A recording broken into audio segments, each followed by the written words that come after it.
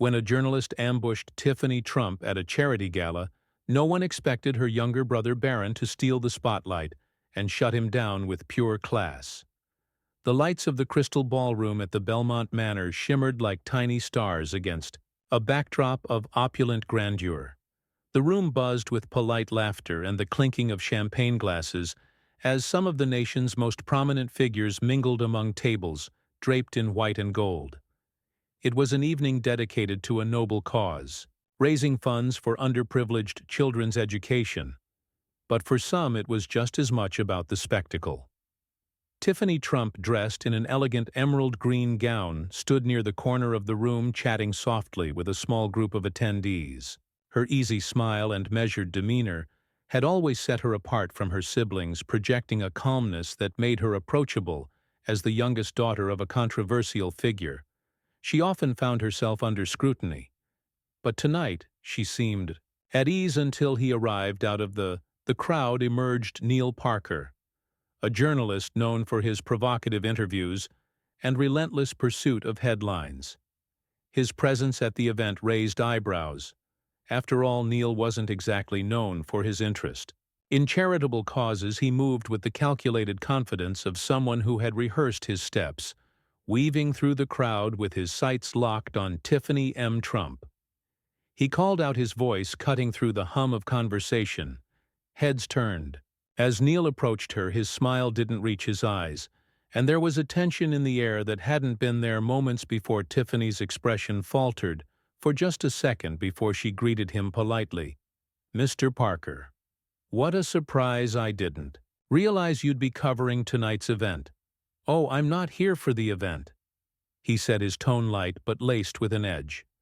"I was hoping to ask you a few questions about recent family matters." The friend L chatter around them began to fade as curious ears perked up.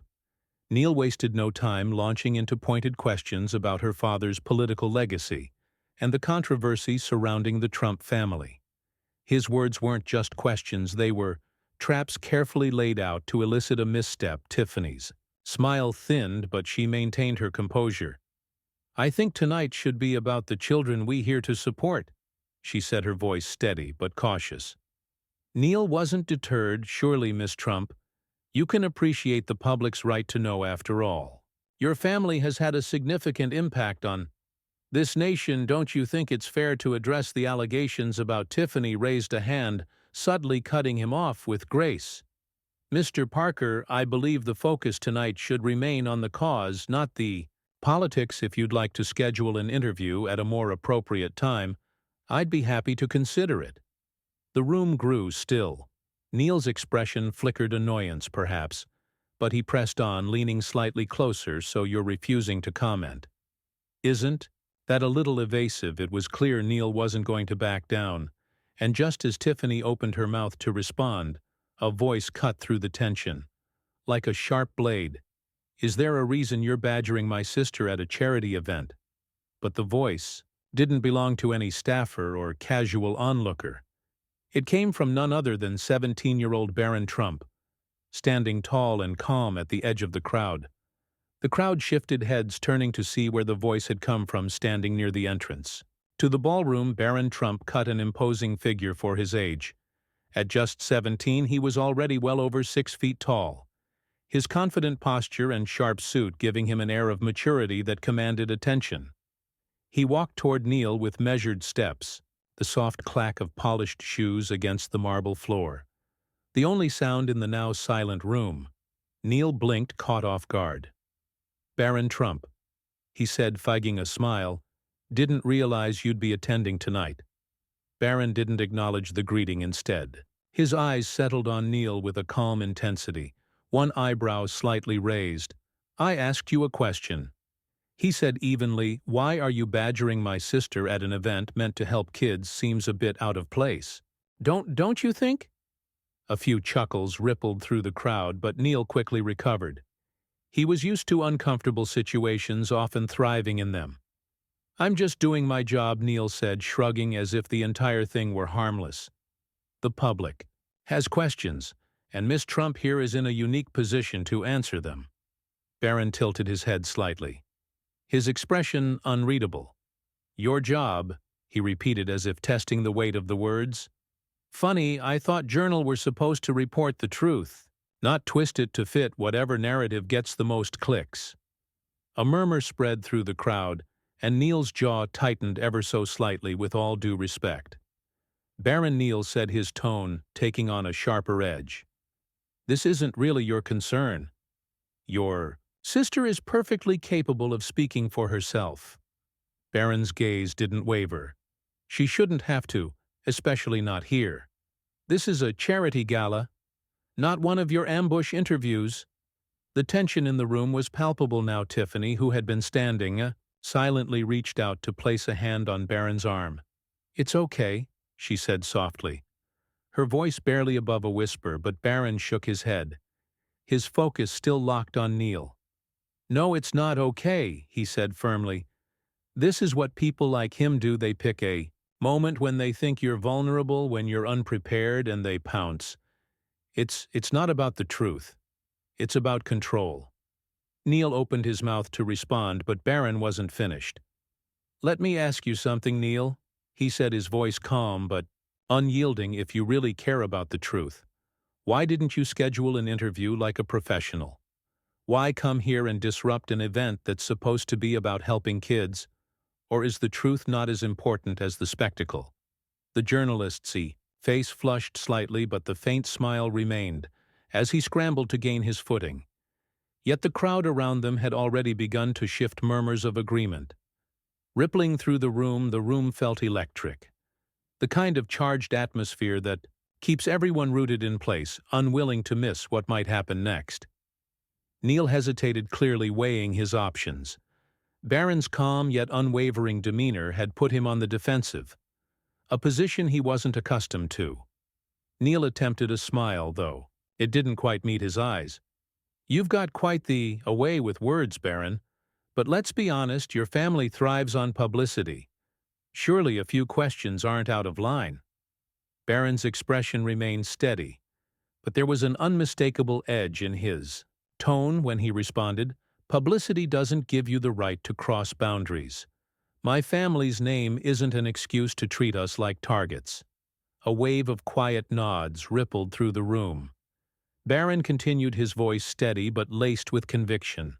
You walked in here tonight knowing this event wasn't about us. It's about raising money for kids who deserve a chance at a better future. And instead of using your platform to support that, you made it about stirring controversy. That's not journalism. That's opportunism. The journalist's smile faltered. I'm simply holding public figures accountable, he said, his voice more defensive. Now, isn't that what the media is supposed to do? Barron didn't flinch. Accountability is earned through integrity, not ambush tactics. If you were serious about your role, you'd respect people's time and place. But you came here to provoke, not to report. A hushed silence fell over the room as Barron's words settled in. Tiffany, still standing nearby, looked at her younger brother with a mix of gratitude and awe. It wasn't often that he spoke so publicly, but when he did, it was clear he commanded attention. Neil took a step back, his confidence clearly shaken, but he wasn't ready to concede. That's a lot of big talk. For someone so young, he said, attempting a patronizing tone. Do you even understand how the media works? Barron didn't hesitate.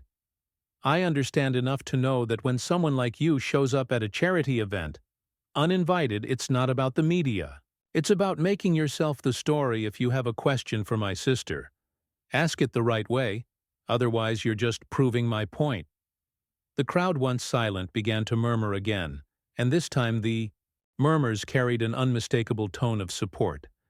Neil glanced around, clearly realizing he had lost the room. But Barron wasn't done yet, and the way he leaned forward ever so slightly made it clear he was about to deliver the final blow. Neil's face was a picture of frustration masked behind a forced smile. But it was clear he was struggling to keep control of the situation. The crowd's murmurs grew louder, filling the room with an energy that felt like a tide shifting away from him.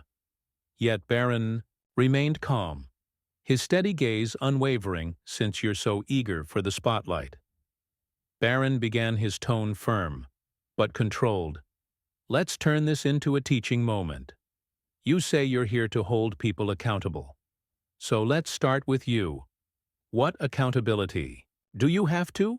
The truth to respect to the people in this room who came here to support a cause bigger than themselves? The air seemed too thick as Barron's words landed, each one delivered with precision.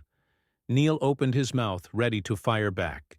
But Barron raised his hand slightly, signaling him to stop.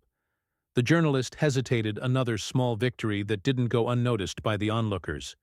You see, Neil, Barron continued, accountability isn't a weapon you wield against others to boost your profile. It's a standard you set for yourself, and tonight you failed to meet it. Instead of supporting this event, you chose to hijack it for your own gain. That's not accountability. It's selfishness. A soft ripple of applause began at the back of the room and quickly spread. Neil's face reddened, but he still clung to a shred of defiance. You're making me out to be the villain here, he said, his voice strained. I'm just doing my job. Barron's head tilted slightly, his expression calm yet unyielding. A job done poorly is worse than no job at all, he replied, his voice cutting through the room like a blade. You had a choice tonight. You could have been an ally to these kids, to their dreams, to their futures instead. You chose to disrupt and divide. And for what a headline! Neil glanced around, realizing the crowd was no longer on his side. The tension had shifted entirely, with murmurs of agreement and approving nods spreading across the room. Barron let the silence hang for a moment before delivering his final statement. You want accountability? Start by holding yourself accountable. Do better. Neil? The applause was thunderous this time, filling the room with a sense of finality. Neil, clearly outmatched, muttered something under his breath, before turning to leave his retreat, met with polite but firm disapproval from the crowd. Tiffany, standing beside her brother, reached out and gave his hand a grateful squeeze, but Barron, ever composed, didn't bask in the victory. Instead, he turned back to Tiffany, his voice soft but resolute. You okay? He asked, and she nodded with a small smile. Their quiet exchange a reminder of what the night was truly about. As Neil Parker disappeared into the crowd, the energy in the ballroom began to shift. Back to its original purpose, conversations resumed, albeit with a new undertone of admiration for Barron's composure, and Tiffany's quiet grace, the gala MC, took the stage to announce the next round of fundraising efforts. But the buzz surrounding what had just transpired was impossible to ignore. People approached Barron and Tiffany, offering words of support and encouragement. You handled that so well, one woman said, her voice filled with sincerity. It's refreshing to see young people with such strength and conviction. Others echoed similar sentiments, their praise laced with a genuine respect that left both siblings humbled. Tiffany leaned toward Barron and whispered, You didn't have to do all that, you know I know. He replied, his tone soft yet resolute. But I couldn't just stand by and let him corner you. Like that, family takes care of family. The moment felt private, despite the crowd around them, a testament to the bond they shared. Barron's unexpected intervention wasn't just an act of defense. It was a declaration of loyalty, a reminder that no matter the scrutiny or pressure their family faced, they would always have each other's backs. Meanwhile, the incident began to spread beyond the confines of the event. Attendees took to social media, sharing their accounts of the confrontation, witnessed something incredible. Tonight, one post read, Barron Trump stood up for his sister with such poise and maturity, a masterclass in handling conflict within hours. Clips of the exchange had gone viral. Some videos showed Neil's awkward retreat, while others focused on Barron's sharp remarks. Online debates erupted with hashtags like #FamilyFirst and #MediaEthics trending across platforms, while some criticized Barron's directness. The overwhelming sentiment was one of admiration. People were captivated by his ability to remain calm under pressure, a trait not often associated with someone his age. News outlets quickly picked up the story, framing it as a David and Goliath moment between a young man defending his family and a seasoned journalist overstepping his bounds. Discussions on morning talk shows delved into broader topics: the ethical responsibilities of the media, the impact of public scrutiny on high-profile families, and the importance of standing up for loved ones. But as the world debated and analyzed the incident, Barron and Tiffany stayed focused on what mattered most: the cause they had come to support together. They returned their attention to the fundraising efforts, proving that even in the face of adversity, they wouldn't let anything derail their commitment to helping others. As the gala wound down and the attendees began to leave, the atmosphere in the room was markedly different. Conversations had shifted away from the confrontation, focusing instead on the event's purpose. The evening raised an impressive amount for underprivileged children's education, but it was Barron and Tiffany's moment of solidarity that remained the highlight for many. In the car ride home, Tiffany turned to her brother, her expression thoughtful. "You know, Barron, what you did tonight wasn't just about me. It was about showing people that even when the world feels unfair, you can face it with grace and strength." Barron shrugged, his usual modesty shining through. "I just said what needed to be said." Tiffany smiled. "Maybe, but you reminded everyone in that room and everyone watching online of something important. Standing up for what's right doesn't have to mean tearing someone else down. It's about staying true to your values."